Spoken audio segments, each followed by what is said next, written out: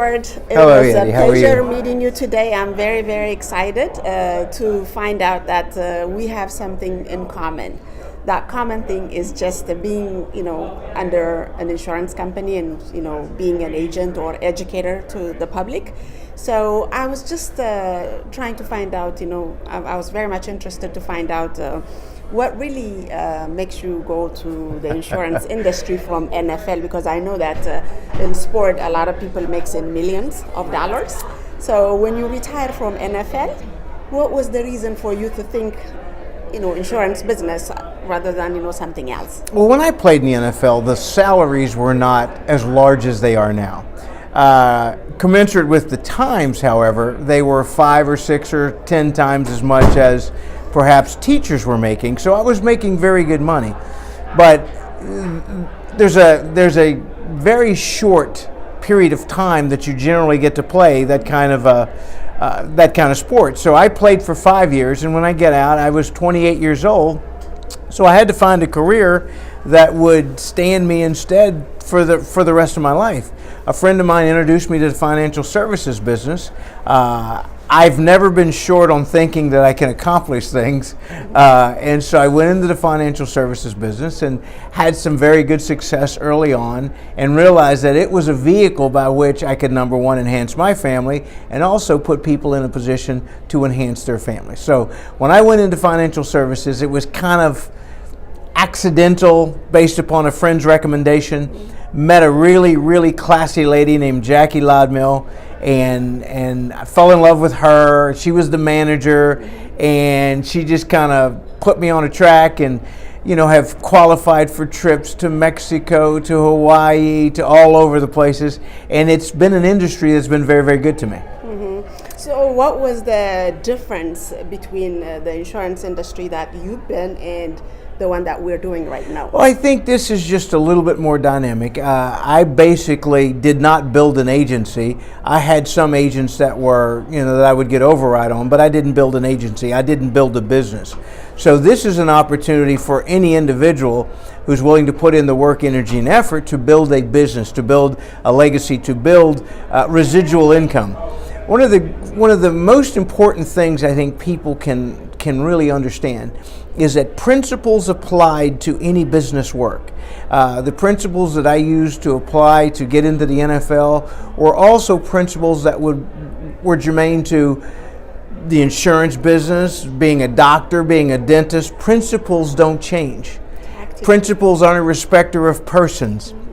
Principles will work if applied. Yes. You don't even have to believe in them. You can jump off a building and not believe in gravity, but gravity is going to win. Mm-hmm. So I understood that principles work, so I applied the same principles that it took for me to get into the NFL, and it helped me to be successful in the financial services field as well. That's great, but all of us have 24 hours, but some are way up high and some are down. So what was the value that you really learned from your parents when you were a child? Mom and Dad taught us that if we wanted something, it was necessary to go work for it.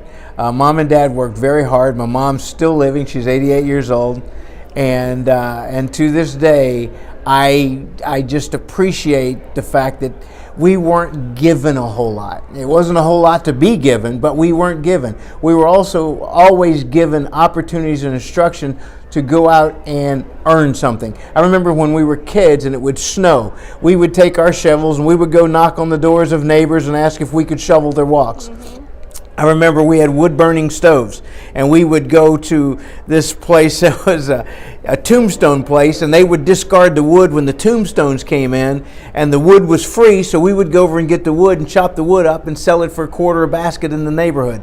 So we understood early on that if you want something, you need to go get it. You can't sit around and wait for somebody to come by and drop it off in your basket. That's great, because that's one value that I really share with you, because I came from Ethiopia. I'm originally from there in the 80s, and I worked my way up to the level where I am right now, and I'm still, trying. I think what we have done for so many people in our society today is we've made it too easy for them to have things.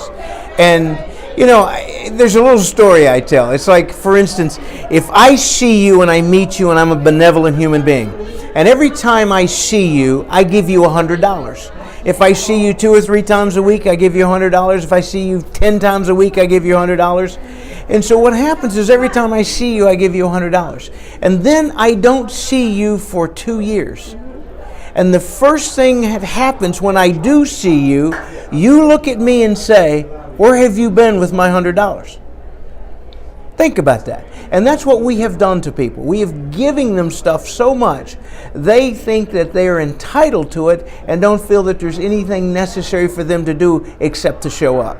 And that's a very dangerous thing, and I don't want my children thinking it. I don't want my grandkids thinking it. So any influence I can offer to people to realize that you have inside of you everything necessary to achieve those things that you want in life. If you are willing to pay the commensurate price to get there, the bigger the prize, the bigger the price. Be willing to pay the price, don't quit, and you can win. Hey Howard, by the way, may I ask which team were you playing when you were in NFL? I played for the New Orleans Saints for 2 years. I know they were not the Aints when I was there. They became the Aints when I left, however.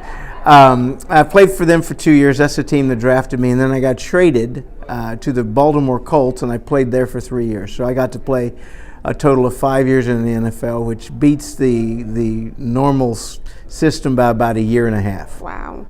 That's excellent. That is really, really excellent. Is there any tip or feedback or any advice that you give as an African American man, successful man? Me being from East Africa, came here, in the 80s and still trying to adjust and adapt and do everything that I could. But the main thing that we have as a minority. Trust is the biggest problem in an African American community, in the Ethiopian community. What do you really tell the viewers? I mean, what I would say to that is simply this: I don't look at myself as an African American. I look at myself purely as an American man. Okay. And I look at myself as a human being with all the rights and responsibilities and accountabilities of any other human being. Yes. I don't want. What we've done is we've kind of. In the Bible it says a house divided against itself cannot stand. And what we've done is we've effectively divided people by saying African American, European American, this American, that American, this and that. So what we are is people. Yes, human beings. We all have hearts, we all have blood flowing through our vein, and so there is really no difference except that which is perceived by people. So what I would say to any human being, do not limit yourself and do not allow others to limit you by what they say.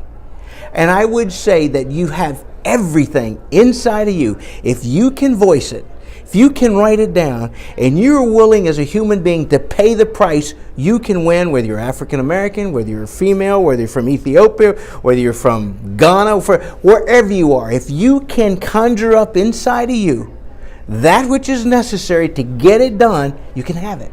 And that's what we need to teach, that you are not limited by who you are or what you are. You're limited by what you do to get what you want. Well, that's good. I'm so glad that I met you today. I really, really appreciate your time. It's a pleasure meeting you, and it's always wonderful to be with people who have other people's concerns at heart. And I can see that in you. You're a very kind lady, and I think that you are going to do wonderfully, just kind of reaching out and helping people and making things happen. Thank you so much. Yes, ma'am. You have a wonderful day. Thanks. Yes, ma'am. Right. I am so excited to meet Howard today, and I hope you learned something from what he has just said about being, a business person, and your potential is unlimited, whoever you are, wherever you came from. And the last thing that I have is just, the financial service industry completely forgot the middle class and under. They are focused on the top 1%. So our goal, I want you to understand that our goal is just to educate every human being out there, protect their money from loss, make sure that financially they're secured. So this is basically what we're trying to do, including your kids' college fund and everything else, tax-free income, educate everybody, how money works. Real money is tax-free money. So remember that, and then the rest is, we're here to educate, and anybody out there can educate you, but there are differences from product to product. There are differences from brokerage firm to brokerage firm. So I hope you enjoyed today's education and information, and until I see you next time, you have a wonderful day.